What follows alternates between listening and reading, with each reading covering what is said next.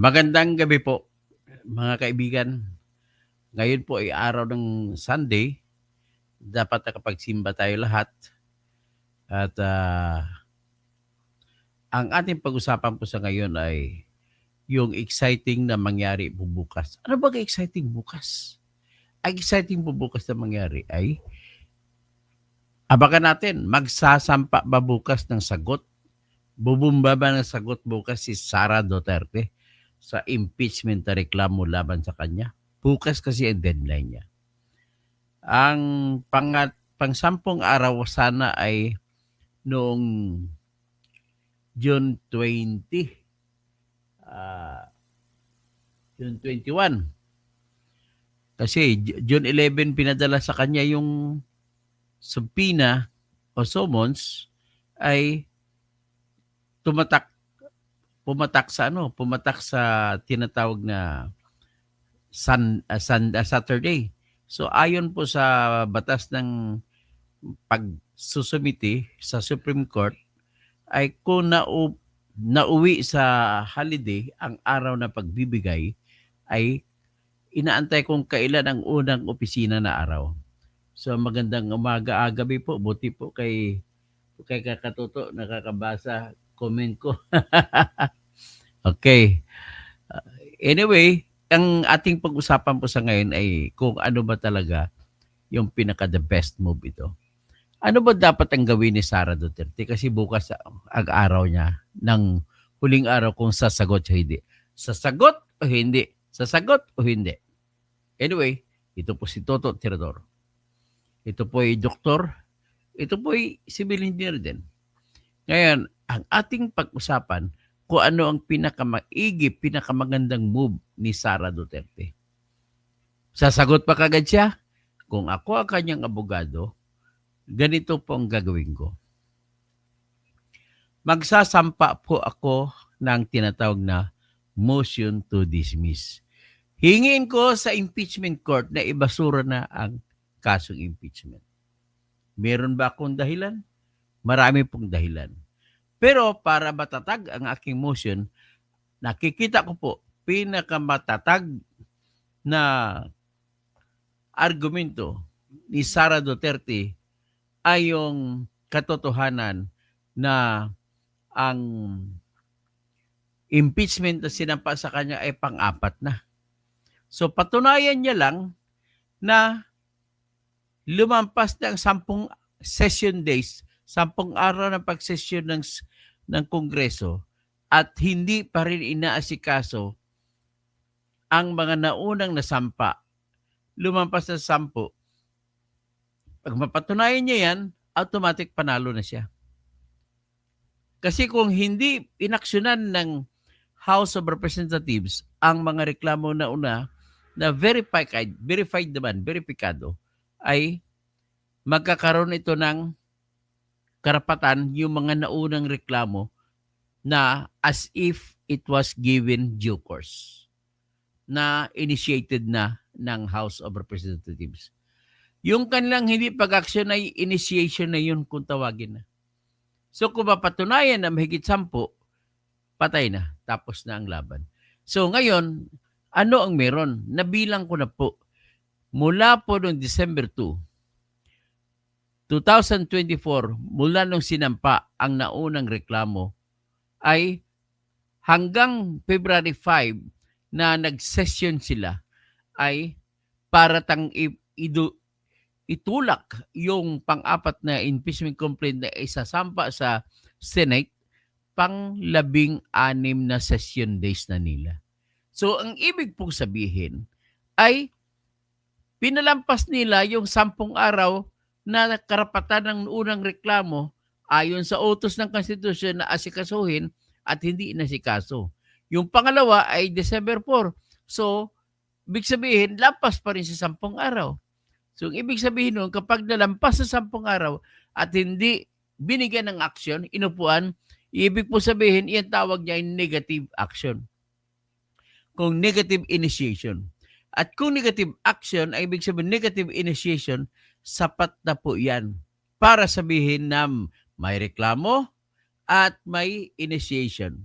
At kung may initiation ayon po sa decision ng Supreme Court, ay sapat na po yan para haharang sa kasunod na impeachment na reklamo ni isasampa. Kasi nakalagay po sa Section 5, Section 3, Subsection 5 ng Article 11 ng 1987 Constitution na maaring isa labang ang maaring maisampang impeachment na reklamo sa loob ng 1 taon. So ngayon, kung lumampas yung 10 araw, ay patay ng bata ka. Pero ang problema po ay ang lahat ng yan ay kwento pa lang sa ngayon.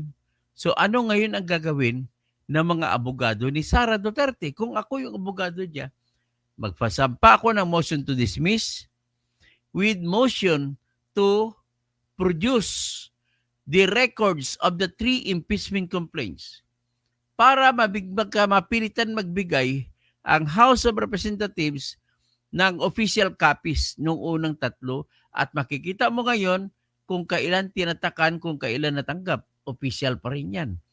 So makikita mo rin ngayon kung ang kanilang mga verification ay talagang tama, verifikado. Kasi kung verifikado, wala nang ibang gagawin, obligado po ang House of Representatives na magbilang ng 10 araw na kailangan mabigyan ng aksyon. At kung hindi binigyan ng aksyon, para na rin binigyan ng aksyon at sapat na ito ay makaharang sa kasunod na reklamo na complaint. And I'm sure, papanigan ako ng Supreme Court dito kung akit man sa Supreme Court yung aksyon na yan. So kung akit sa aksyon na yan, sigurado po ako dyan kasi batas po yan eh. Sa batas na yan, hindi po pwede suwayin. Kasi isa pa, nakautos mismo sa konstitusyon na 10 araw. At pagkatapos matanggap sa 10 araw, bibigyan ito ng 3 araw na sa loob ng palugit na yan ay ibibigay na sa kung anong committee. At dahil hindi nila ginawa, ay patay ng bata. Bali, mauwi sa wala, nasasayang lamang ang 150 million na binigay sa bawat isa na congressman para sa kanilang pirma. Diba? Mr. Attorney Martin Romualdez. Yan po pagkakaiba. Si Martin Romualdez po, abogado. Marami mga congressman yan, congresswoman, abogado. Ang problema sa kanila po, hindi po sila abogado na nagtatrabaho sa korte. Nais kong malaman ng mga Pilipino na nakikinig sa akin, kung mayroon kayong kakailanganing abogadong serbisyo para sa korte o kung anumang kaso, nirekomenda ko po, kumuha kayo ng abogado na trial lawyer. Yung nagtatrabaho mismo sa korte, yung private lawyer. Huwag kayong kumuha ng mga abogado na nagtatrabaho sa kumpanya, sa kung opisina ng gobyerno o saan. Ay mahirapan kayo. Mahirapan na sila sa takbo ng kasuhan. Iba talaga pag ang experience na abogado ay lumalaban sa loob ng korte, nakipagdebate, yan po ang mga magagaling. Dahil nga sa marami silang abogado nga ang house, puro abogado de la mesa lang naman yun. Kaya pinabayaan nila. May 3 reklamo na hinayaan lang nila. Kaya kung mapatunayan ni Sara, ay panalo na siya. Yan ang pinakamalakas na argumento niya. So ngayon, paano mapatunayan? Sabi ko nga, kailangan hingi at the same time na pagsampa ng motion to dismiss at hingiin niya dito, tahasang sabihin niya, huwag muna kayo Senate Impeachment Court magdesisyon sa aming motion kung papaboran nyo o hindi, kung hindi maibigay ng House of Representatives ang records o ang mga kopya ng mga naunang 3 reklamong impeachment. Para kasi kailangan natin ma-establish na meron kang 3 impeachment complaint. Hindi po nila ni Sara mapatunayan na may 3 impeachment isinampa kung hindi voluntary na magbibigay ng kopya na certified copy ang House of Representatives. So, ma-establish na ngayon may 3 kopya. Titingnan na ngayon ang verification kung tama, lahat man sila tama, nabasa ko naman. So kung tama, Ibig sabihin, may karapatan na sila sa ilalim ng Constitution na bigyan ng action sa loob ng 10 session days. Tapos, isabina nila ang House of Representatives sa mga kalendar nila na nangyari. Ilang session days naman, lahat ng session days sila is records, i-submit nila sa impeachment court. So magbilangan na ngayon, panalo ni si Sara kasi nabilang ko na 16 session days from December 2. O kahit hindi mo bilangin December 2, December 3 ka na magsimula, 15 session days, lampas na sa 10. Panalo na. So kaya nga lang, may tinatawag kami na judicial notice. Hindi pwede sabihin na judicial notice na alam na ng Senado yan na mayroong 3. Hindi, kailangan ipakita talaga. Chicken talaga. At chicken din ang kalendaryo nila. O, kita mo? Yan ang number 1 na depensa niya. Ngayon, pangalawa niyan, at the same time, habang hindi pa mag-decision, pag-usapan muna ng impeachment court yung isa pang argumento. Ano pang isang argumento? Na hindi pwedeng tumawid ang impeachment na reklamo na trial sa pangalawang grupo ng Senado. At hindi rin pwede makakuha, hindi na pwede mamanain ng bagong mga prosecutor ng House of Representatives yung sa 20th Congress. Bakit? Babalik po tayo sa tinatawag na Section 1, Article 3 ng ating Constitution.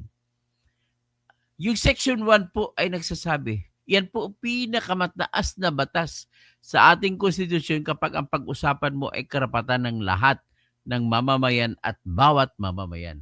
Kasama ang presidente, vice-presidente, mga senadores, mga congressmen, mga lahat ng opisyal.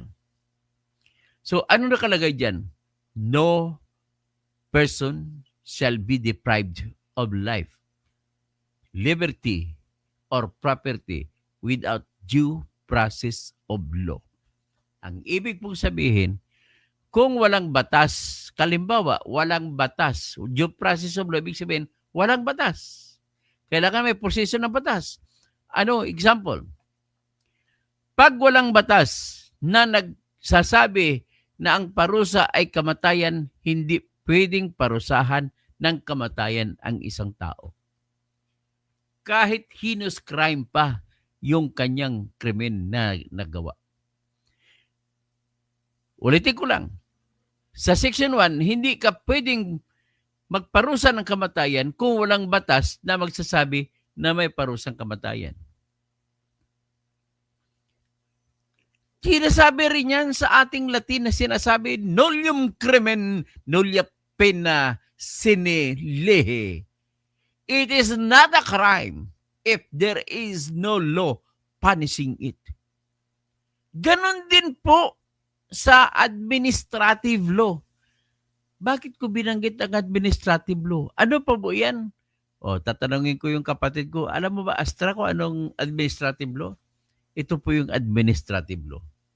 Administrative law po, nagtutungkol yan sa trabaho ng isang tao o mga tao. Kung gusto mo mapaparusahan gamit ang administrative law, ang pinag-usapan, kung tatanggalin ka ba sa trabaho, suspendihin ka ba, o kung anong klaseng parusa. I-demote ka ba, o ipopromote ka. Yan ang administrative law. Ngayon, ang pagtanggal kay Sara Duterte mula sa pagiging vice-presidente ay trabaho niya. At kung bawalan na siya, tumakbo uli kahit anong posisyon, trabaho din yun. At kung trabaho, administrative law yan. At nakalagay sa administrative law na kung walang batas na nagpaparusa sa isang kasalanan na may kinalaman sa trabaho, ay hindi mo siya pwede suspindihin. Hindi mo rin siya pwede tatanggalin sa trabaho.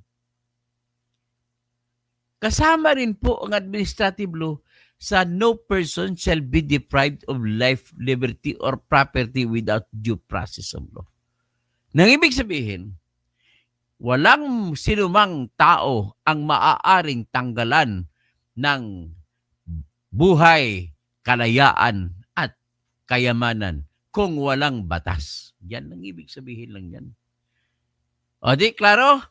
Siguro after driving that point, madali na lang siguro sa inyo intindihin pag sinabi ko, administrative law na pagtatanggal kay Sara Duterte sa trabaho ay pwede mo sabihin walang batas na nagbibigay kapangyarihan sa panibagong Senado na paparusahan si Sara Duterte o sino mang impeachable officer.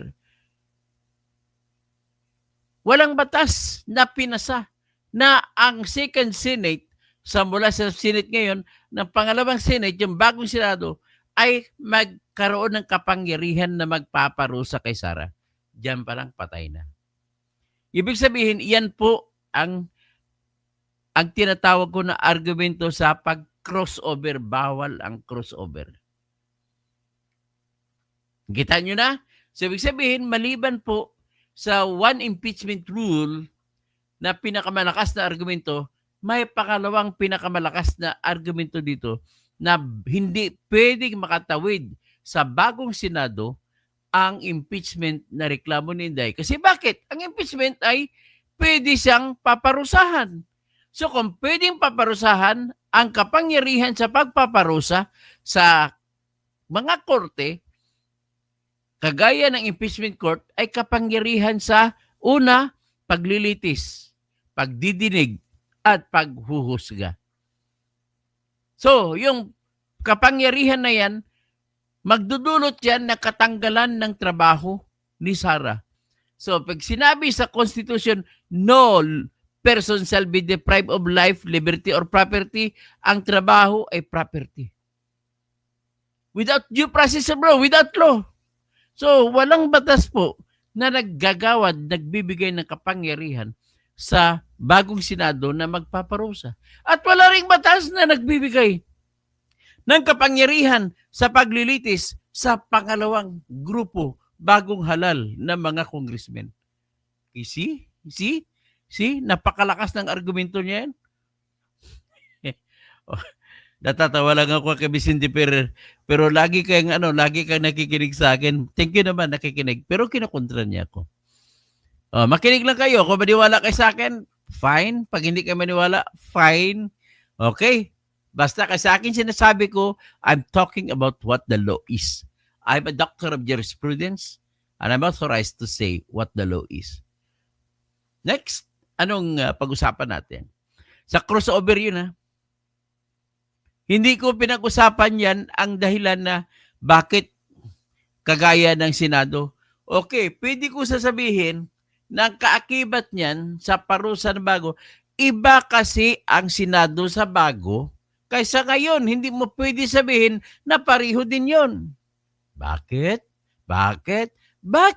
Ito pong sagot. Ang Senado, 12 doon nawawala. Papalitan ng bago. Na kung mawala yung 12, ang tanong, may quorum ba pag umalis ang 12? Anong ibig sabihin ng quorum? Quorum ay kailangan 50% plus 1.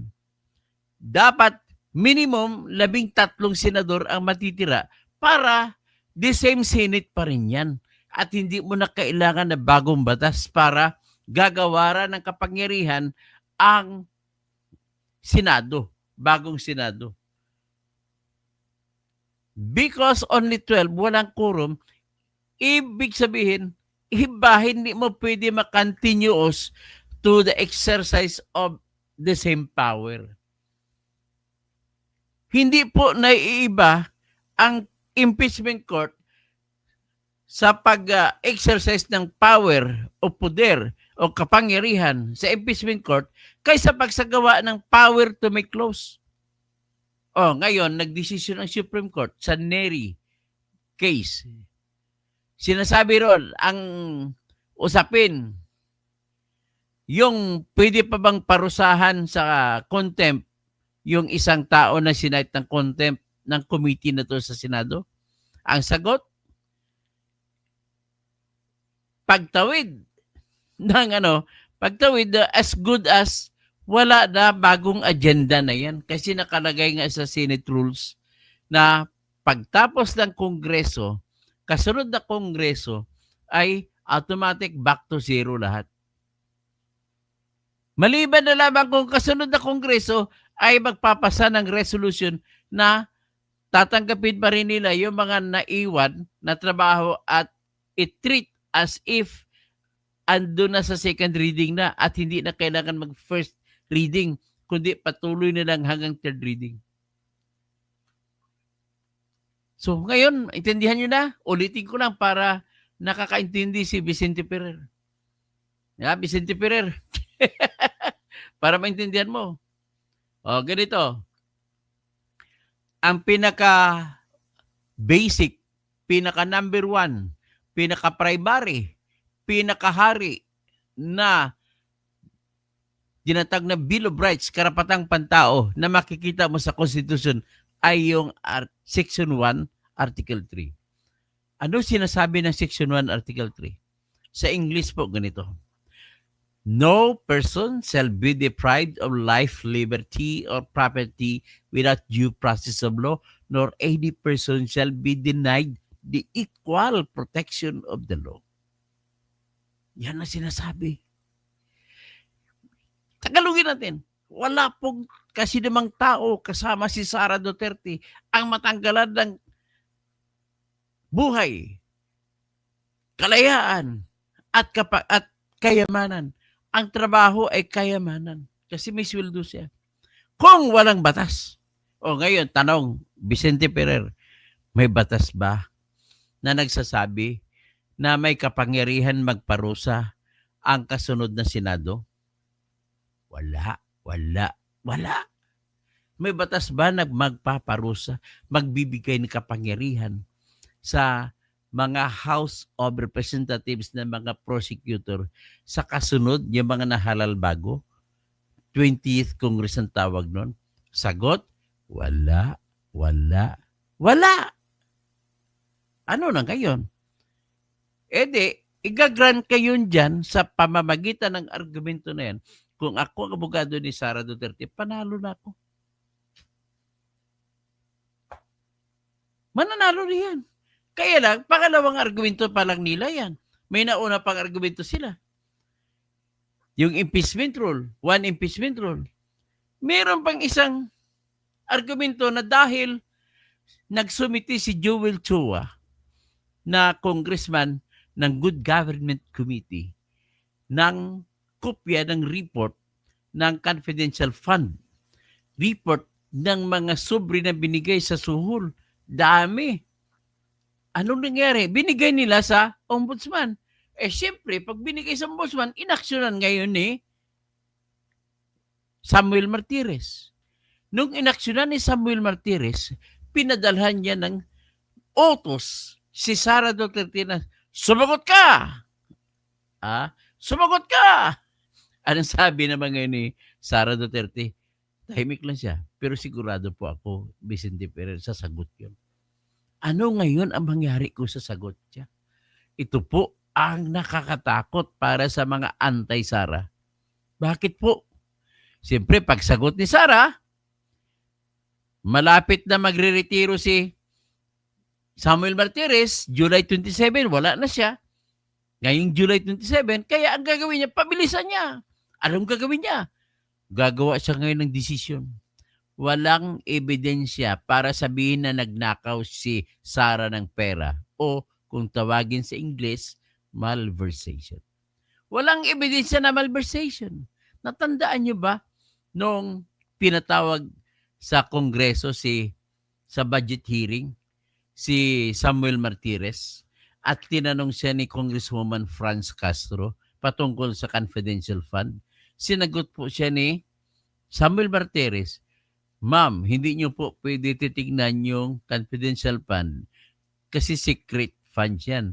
Hindi niyo pwede persahin ang opisyal na mayroong confidential fund na magsusumiti ng pangalan kung kanino na ibigay ang pera kasi confidential nga. Wala. Kung ganon po ang tono ng pag-uutak ni Samuel Martires, alam na na ibabasura, magdeklara siya ng isang desisyon na ibabasura niya ang reklamo ng House of Representatives Committee on Good Governments sa pag-malverse o pagnakaw ni Sara Cuno ng pera gamit ang confidential fund. Kita nyo? Implikasyon? So anong ibig sabihin? Ang pinag-usapan lamang kasi wala namang authority ang ombudsman na maghusga patungkol sa trabaho ni Sara kasi nga impeachable officer lang siya. Tanging impeachment lang ang paraan na pwede siyang tanggalin sa trabaho. So anong gagawin ngayon ng ombudsman? May kapangyarihan din siya magdesisyon patungkol sa krimen. So kung magpalabas ngayon ng utos ang ombudsman, wala, absuelto, kulang ebidensya, kaya walang krimen. Ngayon kung magdesisyon na walang krimen, ano ngayon ang mukha? Kasi kung ako abogado ni Sara, ganito gagawin ng mga abogado niyan. Kukunin yung desisyon ni Martires at ipresenta sa Senate Impeachment Court. Your Honors, sabihin na sa mga senador, meron pa ba kayong moral authority na magsabi na guilty si Sara Duterte? Gayong sinabi na ng ombudsman sa criminal aspect ay absuelto? Kita nyo? Sinasabi ko lang po yan kasi halos sigurado ako. Isa pa, baliban sa nagsabi na ganun noon pa man si Samuel Martires, ay klaro naman natin na talaga maka-Duterte yun. Sigurado yun. Hindi ko pa binibilang dito mga senador na boboto ha. Sila pa lang. Ano pang ibang pwedeng gawin? Well, yung verification ay questionin ngayon ng mga abogado ni Sara. Kasama sa motion to dismiss nila yan. Ano naman ang tanong sa verification? Ang tanong po, hindi po sinunod ang verification na utos ng Constitution. Ano po ba yun ang verification? Ang ibig lang sabihin ng verification po, Ma'am Sir Jerome Aguilar, kung magsampa ka ng reklamo sa Regional Trial Court, ay maglalagay ka ng verification. Ikabit mo doon sa reklamo mo. At kung saan, tahasan mong sasabihin na notaryado, nakanumpa ka pa, na ang mga sulat na ginawa mo doon sa reklamo mo ay nabasa mo ng buong buo, naintindihan mo, naunawaan mo ng buong buo. At ang lahat ng sinasabi doon ay pawang katotohanan lamang. Personal mo na alam na katotohanan. At kung may ibang bagay doon na hindi mo personal alam, iyon ay hango sa authentic na mga records. Yan po ang mangyari. So ngayon, pag binasa mo ngayon, itong reklamo kay Inday Sara, nako, pumalya ang verification. Naku, patay. Hindi nasunod ang sinasabi ng Constitution sa verification. Ito, ipakita ko ngayon sa inyo. Tingnan nyo. Basahin natin ng sabay-sabay. Ito po yung reklamo laban kay Sara. Palaking ko para mabasa pa ninyo. O yan verified complaint for impeachment laban kay Sara Zimmerman Duterte. Yan 7 artikulo yan. Marami yan. 3, article 4, 5, 6, 7. Hindi ko na himay-himayin yung bawat isa. Diretso na lang tayo dito. Ito. Dito mo ngayon makikita sa pagpirma, signature page. Ang unang pumirma dyan ay si Sandro Marcos. Yan. Pangalang pumirma si Aurelio Dong Gonzales ng Pampanga 3rd District. Tapos pangatlong pumirma si Manuel Jose Dalipi ng 2nd District ng Zamboanga City na natalo pagka-mayor sa Zamboanga. Ang pang-apat ay si Jorden Jesus M. Romualdo ng Camiguin. Tapos si J.J. Suarez, number 5. Number 6 si Jefferson Kunghon ng Zambales. Number 7, yung asawa ni DJ Gonzales si Ana Villarasa Suarez. Talaga namang may political dynasty sila. Okay, punta tayo sa dulo. Pinakahuling pumirma dyan ayan, 215 si Ferdinand Martin Romualdez. Ayan. Tapos tingnan natin, ito pong verification. Basahin natin sabay-sabay. Subscribe and verified before me on this day of February 2025. Wala pang ang petsa kung kailan eh. Hindi ibig sabihin, hindi na nabasa.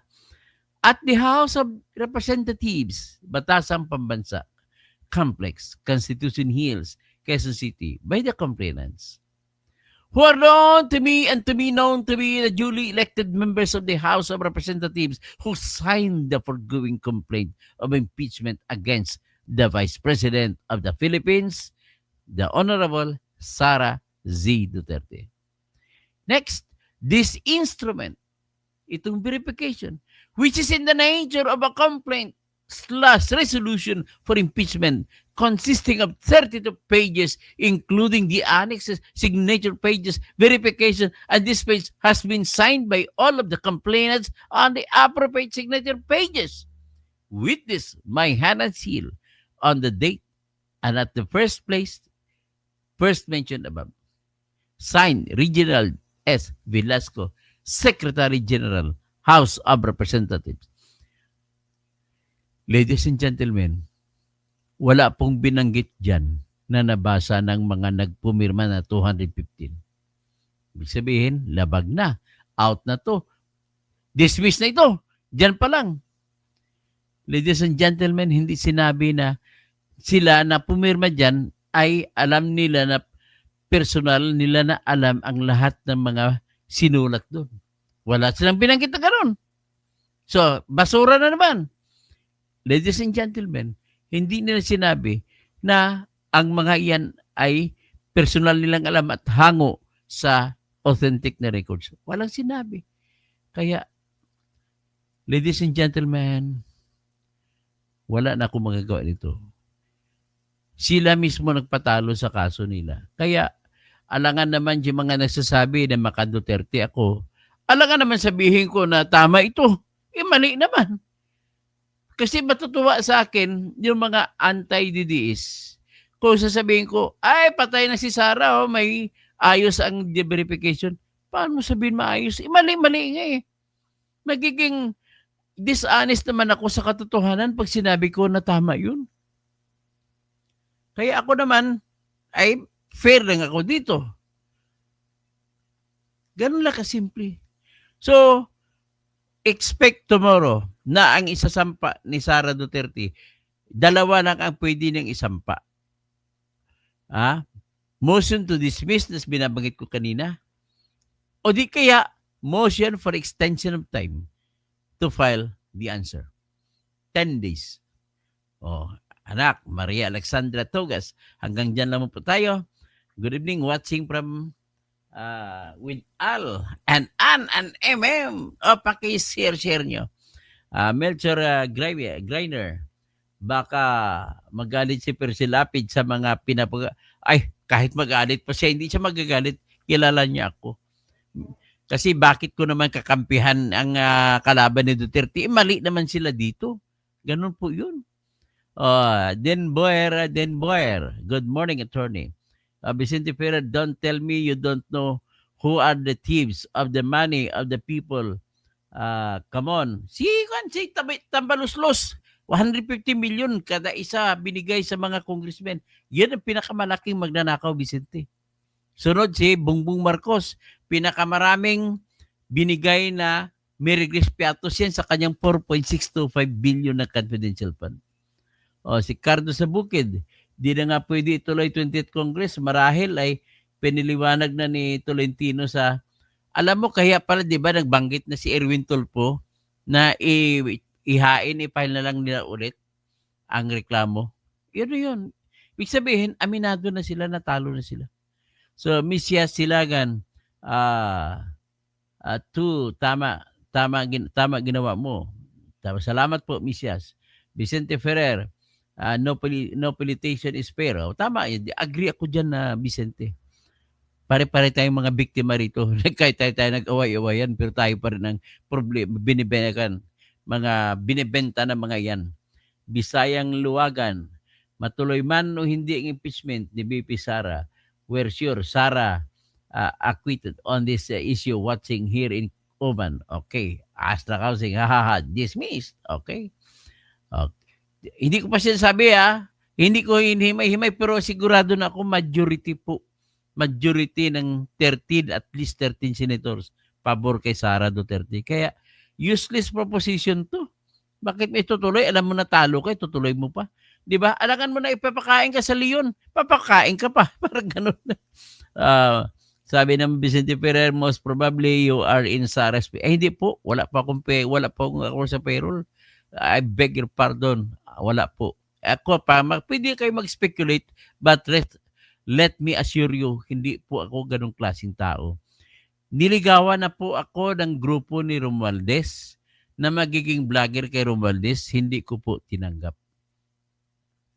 Ano yon? Minimum 200,000 a month yun binibigay. Hindi ko tinanggap. So, Alan Capadusa, halos lahat dito mga DDS na pang-DDS na ang show mo na ito. Wala tayong magagawa, Alan Capadusa.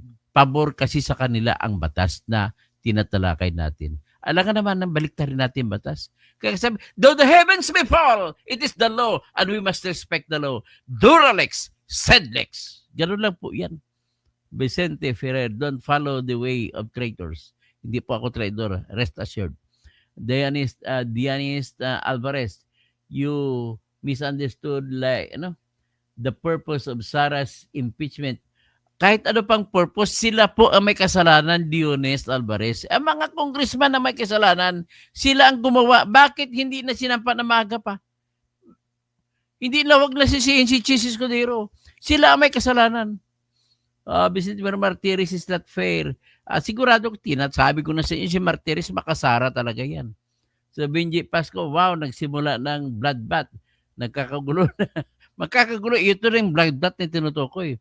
Bukdoy TV, may impeach yan si Sara. Ayan ang sinasabi mo. Ako, magkipagpupustahan ako dito na hindi.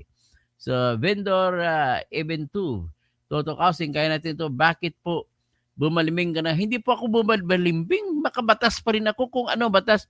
Huwag kayong maniwala sa ibang vlogger na wala namang hinahawakan ng batas. Kwento lang kwento, nagmamaritis. Ito, talo na si Sara. Paano mo sasabihin? wala nga silang ebidensya para sabihin mo ganun. Makikimatutuo naman tayo para ma-improve ang buhay natin. Para alam natin ang kung sino ibubuto natin.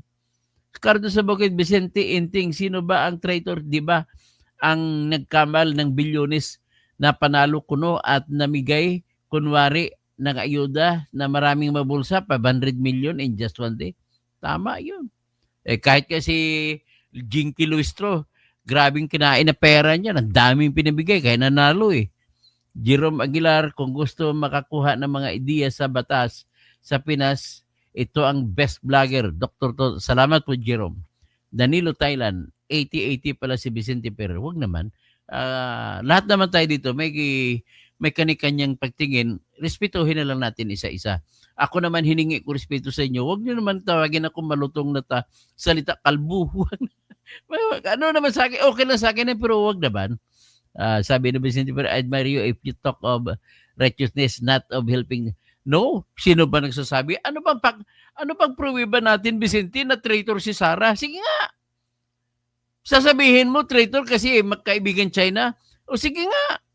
Tapos sasabihin mo nagpumapalakpak kay BBM. Hala, i-defensa natin teritoryo ng Pilipinas. Habang nagsasalita siya ganun, hindi mo alam ang pinapumapasok ng mga jeep dito binibigay sa mga jeepney modernization, puro made in China.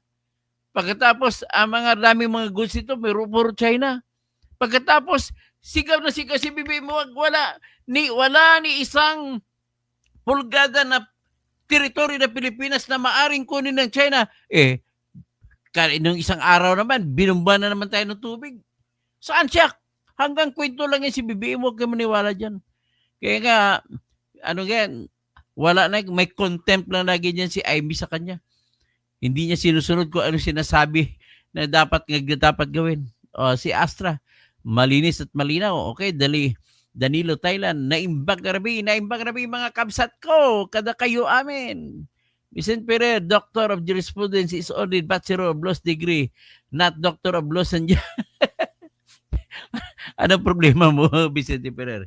Basta Doctor of Jurisprudence ka, palabasa ka, expert ka po sa jurisprudence. Pamila, we need the Duterte to save our country. Sara for President. Jan Suarez, very well said. Salamat po. Strakausing ni Shi Inday, Sara, Duterte lang. So, si Rapitol po daw, tatakbo. Wala yan. Talo si Rapitol po. Vicente Ferrer, laws bring only confusion. No, hindi. Intindihin ng batas. Ang nagbabring ng confusion, yung mga ganid na bigyan na kahulugan ng batas sa ibang pamamaraan para kumita. So, Omar Haji Sala, Strakausing, hindi nangyari yun sa kangkungan siya pupulutin. Sino ba yun ang kangkungan pupulutin? Omar Haji Sala, tapos si Vicente Ferrer, stop talking. Okay, useless. Mirna Galera, useless ang batas sa Philippines kasi mga gumagawa ng batas, sila rin ang umaabuso. Vicente Ferrer, instead of helping traitors, sino mag-traitors dito? Patunayan mo, may ebidensya ka ba na traitor? Sige nga, hinamon ko kayo. Kasi tutulungan ko kayo kung ano, ay sasamba ko sa iyo kung may ebidensya ka. Mirna Galera, galing mo mag-explain, Dr. Toto Kausing. Marilyn Bundox, Hopper Brent, Bobby Cortez, good evening po. So, Naimbag Rabim, Mayap Bingi, Maray na Banggi, magandang gabi sa lahat ng aking mga marayaw na dum, maradyaw nga duyum. Hey, I'm okay. Some of animals go vegan. Sabi, mag-go vegan tayo, vegetarian tayo. Si Amy Marcos nga, lumipat sa tama. Okay? Oscar Valenzuela, never to BBM. Okay. So hanggang dyan na muna tayo. Nuclear reactor reacts. Vicente Ferrer, bakit walang treason sa articles of impeachment? O nga, walang treason nga. Tama. Bakit mo sasabihin, Vicente, na traidor si Sara? Bakit hindi nila inakusahan si Sara na treason? Kung traidor. Tama. Ang galing mo. Nuclear reactor reacts. Okay. So hanggang dyan na muna tayo at magandang gabi po. Danny Dance, good job. Tapos si Eden Twist Vlog. Sino pa? Wendy Shabina Talabinyo. Baka mas malaki ang offer sa kabila, Katoto. Mas malaki nga siguro ang offer kay at dati, Sergeant Vicente Ferrer. How about? Okay, hanggang dyan na muna tayo. Magandang gabi po sa lahat.